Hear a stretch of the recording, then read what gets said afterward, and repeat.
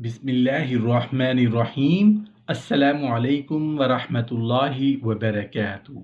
10 طریقے سے ابلیس انسانوں کو اذیت دیتا ہے۔ محترم ناظرین، شیطان کی طرف سے ایذا رسانی کے واقعات بہت مشہور و معروف ہیں۔ بعض اوقات شیطان مختلف شکلیں اختیار کر کے بھی انسانوں کو اذیت پہنچاتا ہے، جیسا کہ عہد رسالت میں شیطان ایک سانپ کی صورت میں اختیار کر کے ایک نوجوان صحابی کے گھر میں گھس گیا اور اس پر حملہ کر دیا۔ بالآخر وہ نوجوان صحابی ہلاک ہو گئے۔ اسی طرح شیطان بعض دوسرے جانوروں کی شکل بھی اختیار کر لیتا ہے، جیسا کہ ایک حدیث میں کالے کتے کو شیطان کہا گیا ہے۔ جنگ بدر کے موقع پر تو شیطان سراقہ بن مالک کی شکل اختیار کر کے مشرکین کے پاس گیا اور انہیں مسلمانوں کے خلاف جنگ پر ابھارا اور ان سے مدد کا وعدہ بھی کیا۔ دارالندوا کا واقعہ بھی مشہور ہے کہ جب شیطان اہل نجد کے ایک شیخ کی صورت اختیار کر کے مشرکین مکہ کے تاریخی اجتماع میں پہنچ گیا اور نبی کریم صلی اللہ علیہ وآلہ وسلم کے متعلق مختلف آراء میں اس رائے کو ترجیح دی جس میں اجتماعی طور پر آپ صلی اللہ علیہ وآلہ وسلم کو نعوذ باللہ قتل کرنے کا منصوبہ بنایا گیا تھا۔ اسی طرح شیطان کے لوگوں کو چمٹ کر انہیں مرگی کے دوروں میں مبتلا کر کے اذیت پہنچانے کے واقعات بھی تاریخ کا حصہ ہے۔ گھروں میں آتش زدگی سے اذیت پہنچانا۔ بعض اوقات شیطان مختلف جانوروں کے ذریعے گھروں میں آگ بھی لگوا دیتا ہے، جیسا کہ ایک روایت میں ہے کہ نبی کریم صلی اللہ علیہ وآلہ وسلم نے فرمایا، جب تم سونے لگو تو اپنے چراغ بجھا دو، کیونکہ شیطان چوہے کو بھیج دیتا ہے جو چراغ کو گرا دیتا ہے اور اس طرح وہ تمہیں آگ لگا دیتا ہے۔ حافظ ابن حجر رحمۃ اللہ علیہ فرماتے ہیں کہ اس حدیث میں سوتے وقت چراغ بجھانے کے حکم کا سبب بیان ہوا ہے اور اس میں بھی وضاحت ہے کہ چوہے یا اس طرح کے موذی جانور کو چراغ کا جلتا ہوا دھاگا کھینچنے پر کون ابھارتا ہے، اور وہ شیطان ہے۔ جو انسان کا دشمن ہے وہی انسان کے دوسرے دشمن یعنی آگ کے بارے میں موذی جانوروں کو اکساتا اور ان کا تعاون حاصل کرتا ہے تاکہ وہ گھروں میں آتش زدگی کے ذریعے انسانوں کو اذیت پہنچا سکے۔ اللہ تعالی ہمیں اپنے فضل و کرم سے دشمنوں کے مکر و فریب سے پناہ دے، یقیناً وہ شفقت کرنے والا نہایت مہربان ہے۔ استحاضہ کے مرض میں مبتلا کرنا۔ حضرت حمنہ بنت حجش رضی اللہ عنہ کی روایت ہے کہ نبی کریم صلی اللہ علیہ وآلہ وسلم نے استحاضہ کے متعلق فرمایا کہ یہ تو محض شیطان کا ایک چوکا ہے۔ استحاضہ اس خون کو کہتے ہیں جو ایام ماہواری کے علاوہ کسی رگ کے پھٹ جانے کی وجہ سے عورت کی شرم گاہ سے خارج ہوتا ہے۔ امام ابن کثیر رحمۃ اللہ علیہ فرماتے ہیں کہ شیطان کے چوکے کا مطلب یہ ہے کہ شیطان نے اس بیماری کی وجہ سے عورت کو نقصان پہنچانے کا موقع حاصل کر لیا ہے۔ اب اس کو نماز میں بڑی دقت کا سامنا ہے کیونکہ استحاضہ اور حیض دونوں میں التباس ہو جاتا ہے۔ آسیب زدہ بنا کر اذیت دینا۔ آسیب زدگی یہ ہے کہ کوئی شریر جن کسی جادوگر کے کہنے پر یا خود کسی پر فریفتہ ہو کر یا کسی انتقامی جذبہ کے تحت بلا وجہ محض شرارت کی غرض سے انسان کے جسم میں داخل ہو کر اسے مفلوج بنا دیتے اور مختلف اوقات میں اسے اذیت دیتا رہے۔ جناتی شیاطین کی طرف سے انسان کو تکلیف پہنچانے کی صورت انتہائی اذیت ناک ہے، حتیٰ کہ بعض اوقات تو اس وجہ سے انسان پر پاگل پن کی سی کیفیت طاری ہو جاتی ہے۔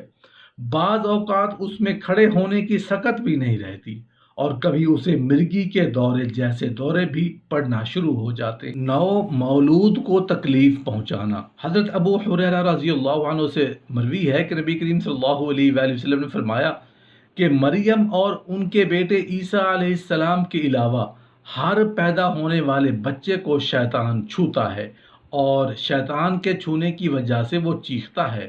ایک دوسری بات میں یہ لفظ ہے کہ ہر بنی آدم کو شیطان چھوتا ہے جس دن اس کی ماں اسے جنم دیتی ہے، سوائے مریم علیہ السلام اور ان کے بیٹے عیسیٰ علیہ السلام کے۔ صحیح بخاری کی ایک روایت میں ہے کہ نبی کریم صلی اللہ علیہ وسلم نے فرمایا شیطان ہر انسان کو پیدائش کے وقت اپنی انگلی سے اس کے پہلو میں کچوکے لگاتا ہے سوائے عیسیٰ بن مریم علیہ السلام کے۔ جب وہ انہیں کچوکے لگانے گیا تو پردے پر لگا آیا تھا جس کے اندر بچہ تھا اور اس کی رسائی وہاں تک نہ ہو سکی۔ اللہ نے حضرت عیسیٰ علیہ السلام کو اس کی اس حرکت سے محفوظ رکھا۔ امام قرطبی رحمۃ اللہ علیہ فرماتے ہیں کہ یہ کچوکا مارنا شیطان کی طرف سے انسان پر تسلط جمانے کی ابتدائی کوشش ہوتی ہے۔ دراصل عیسیٰ علیہ السلام اور ان کی والدہ حضرت مریم علیہ السلام کا پیدائش کے وقت شیطان کی ایذا سے محفوظ رہنا اور دعا کی قبولیت کی وجہ سے تھا۔ میں نے اسے اس کی اولاد کی شیطان مردوں سے تیری پناہ میں ہوتی ہوں۔ علاوہ ازیں صحیح بخاری کی ایک دوسری روایت سے یہ بھی معلوم ہوتا ہے کہ اللہ تعالیٰ نے اپنے نبی کریم صلی اللہ علیہ وسلم کی دعا کی برکت سے حضرت عمار رضی اللہ عنہ کو بھی شیطان کی ایذا سے محفوظ رکھا تھا۔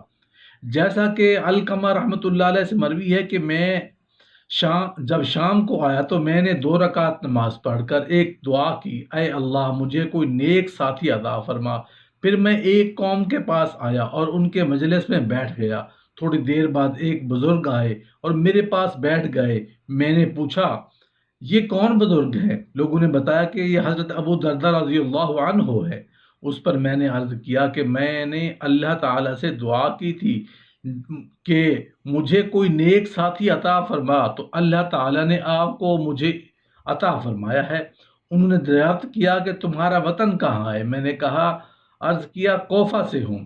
پھر انہوں نے مجھ سے پوچھا کیا تم میں وہ شخص نہیں جسے اللہ تعالیٰ نے اپنے نبی کی زبان یعنی دعا سے شیطانوں سے اپنی پناہ دی تھی؟ ان کی مراد حضرت عمار رضی اللہ عنہ سے تھی۔ برے خواب دیکھنا۔ حضرت ابو قتادہ رضی اللہ عنہ سے مروی ہے کہ نبی کریم صلی اللہ علیہ وسلم نے فرمایا اچھا خواب اللہ کی طرف سے اور رنجیدہ اور پریشان کن خواب شیطان کی طرف سے ہوتا ہے۔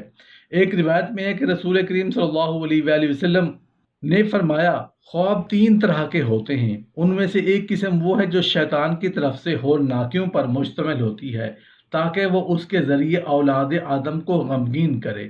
ایک دوسری روایت میں خواب کی ایک قسم یہ بھی مذکور ہے اور تخفیف ڈرانا شیطان کی شکل سے ہوتا ہے۔ امام مناوی رحمۃ اللہ علیہ فرماتے ہیں اس سے مراد یہ ہے کہ انسان کو ایسے خواب آئے جو اسے غم زدہ اور پریشان کر دیں۔ طاعون کے مرض میں مبتلا کرنا۔ نبی کریم صلی اللہ علیہ وآلہ وسلم نے کا فرمان ہے طاعون کی بیماری تمہارے شیطان جنوں کے چوکے کا نتیجہ ہے اور اس میں تمہارے لیے شہادت ہے۔ امام زرقانی رحمۃ اللہ علیہ رقم تراز ہیں کہ خوشگوار موسم اور عمدہ آب و ہوا میں سے بھی طاعون کی وبا کا پھیل جانا اس بات کا ثبوت ہے کہ یہ جنوں کے جو چوکے کی وجہ سے ہی واقع ہوتی ہے، اور اگر اس کا سبب ہوا کی خرابی یا کسی عضو تک خون کا بہنا جانا ہوتا ہے جیسا کہ علماء اتباع کا گمان ہے تو ایسا واقع بھی ہوتا ہے، اور اگر یہ ہوا کی خرابی کی وجہ سے نہ ہی ہو تو پھر تمام انسان اور حیوان میں مبتلا ہوتے ہیں کیونکہ ہوا تو سب تک پہنچتی ہے۔ جبکہ حقیقت یہ ہے کہ یہ بیماری بعض اوقات بہت سے لوگوں کو تو لگ جاتی ہے لیکن ان کے ارد گرد ان کے مزاج کے ہی دوسرے لوگوں کو نہیں لگتی، اور بعض اوقات تو ایک گھر کے کسی فرد پر اس بیماری کا حملہ ہوتا ہے لیکن اسی گھر میں رہنے والے دیگر افراد اس سے محفوظ رہتے ہیں۔ اور اگر یہاں یہ اعتراض کیا جائے کہ طاعون کا بیماری کا سبب جنات کا چوکا ہے ہی ہے تو پھر رمضان میں تو جنات و شیاطین جکڑ دیے جاتے ہیں، پھر یہ بیماری رمضان میں کیوں واقع ہوتی ہے؟ تو اس کا جواب یہ ہے کہ یہاں یہ احتمال موجود ہے کہ جنات نے رمضان سے پہلے چوکا مارا ہو لیکن اس کا اثر رمضان شروع ہونے سے کے بعد ظاہر ہوا ہو۔ مختلف امراض میں مبتلا کرنا، جیسا کہ قرآن کریم میں حضرت ایوب علیہ السلام کی بیماری کی نسبت شیطان کی طرف کی گئی ہے، چنانچہ سورہ صاد میں ہے کہ ایوب علیہ السلام نے اپنے رب کو پکارا اور کہا مجھے شیطان نے رنج اور دکھ پہنچایا ہے۔ سورہ صاد قرآن کے مطالعہ سے یہ بات معلوم ہوتی ہے کہ جن امور میں کوئی شر، ایذا یا کسی مقصد کے فوت ہو جانے کا پہلو ہو، ان کو اللہ کے مقرب بندے ادب کے نقطہ نظر اور تواضع کی خاطر کبھی اللہ کی طرف منسوب نہیں کرتے، بلکہ اسے اپنے نفس یا شیطان کی طرف سے منسوب کرتے ہیں، جیسے ابراہیم علیہ السلام نے اپنے مرد کی اپنی طرف منسوب کیا۔ موسیٰ علیہ السلام کے ساتھ یوشع بن نون نے مچھلی کے سمندر میں چلے گئے جانے کے بعد کو شیطان کی طرف منسوب کیا۔ اسی طرح ایوب علیہ السلام نے بھی اپنی بیماری اور تکلیف کو شیطان کی طرف منسوب کیا ہے، اور اس کا مطلب یہ بھی ہو سکتا ہے کہ ایوب علیہ السلام طویل بیماری اور تکلیف کی وجہ سے اللہ تعالیٰ کی صحیح طور پر عبادت گزاری سے قاصر رہے تھے، تو اس قصور کا باعث شیطانی وساوس کا قرار دیا ہے۔ بنی آدم کے کھانے پینے اور سونے میں شرکت کرنا۔ حضرت جابر رضی اللہ عنہ سے مروی ہے کہ جب آدمی اپنے گھر میں داخل ہوتا ہے تو داخل ہوتے وقت اللہ کا ذکر کرتا ہے، یعنی بسم اللہ پڑھتا ہے، اور کھانے کے وقت بھی اللہ کا ذکر کرتا ہے، تو شیطان دوسرے اپنے ساتھیوں سے کہتا ہے، نہ تو یہاں تمہارے لیے رات کا قیام ہے اور نہ ہی رات کا کھانا، دونوں کو پا لیا۔ امام نووی رحمۃ اللہ علیہ فرماتے ہیں کہ شیطان کھانے میں اس وقت شرکت کرتا ہے جب کوئی شخص بسم اللہ پڑھے بغیر کھانا شروع کر دے، اور اگر کوئی کھانا شروع نہ کرے تو شیطان بھی شرکت نہیں کرتا، اور اگر کھانے والی ایک جماعت ہو اور اس میں سے کچھ لوگ بسم اللہ پڑھ لیں اور کچھ نہ پڑھیں تو بھی شیطان ان کے کھانے میں شرکت نہیں کرتا۔ حضرت ابو ہریرہ رضی اللہ عنہ سے روایت ہے کہ رسول اللہ صلی اللہ علیہ وسلم نے فرمایا، ایک آدمی کو دیکھا جو کھڑا ہو کر پانی پی رہا تھا۔ آپ نے اس سے دریافت کیا کہ تجھے پسند ہے کہ تیرے ساتھ بلی بھی پیے؟ اس نے جواب دیا نہیں، تو آپ نے فرمایا تو بلا شبہ جس نے تیرے ساتھ پیا ہے وہ بلی سے کہیں برا یعنی شیطان ہے۔ انسان کی قیمتی چیزیں چرا لینا۔ جیسا کہ حضرت ابو ہریرہ رضی اللہ عنہ سے روایت ہے کہ رسول اللہ صلی اللہ علیہ وسلم نے انہیں صدقہ فطر کے حفاظت کے لیے مقرر فرمایا۔ شیطان وہاں سے روانہ اناج چرانے کی کوشش کرتا، مگر ابو ہریرہ رضی اللہ عنہ اسے پکڑ لیتے۔ بالآخر شیطان آپ رضی اللہ عنہ کو ایک دعا سکھایا گیا، مرگی کے دورے میں مبتلا کرنا۔ عطا بن ابی رباح رحمۃ اللہ علیہ کی روایت میں ہے کہ حضرت عہد رسالت میں ایک عورت کو مرگی کا دورہ پڑتا تھا۔ جب وہ نبی کریم صلی اللہ علیہ وسلم کے پاس دعا کے لیے آئی تو آپ صلی اللہ علیہ وسلم نے اسے صبر کی تلقین کی، چنانچہ اس نے صبر کا ہی راستہ اپنا لیا، جس کے بدلے میں اسے جنت کا وعدہ دیا۔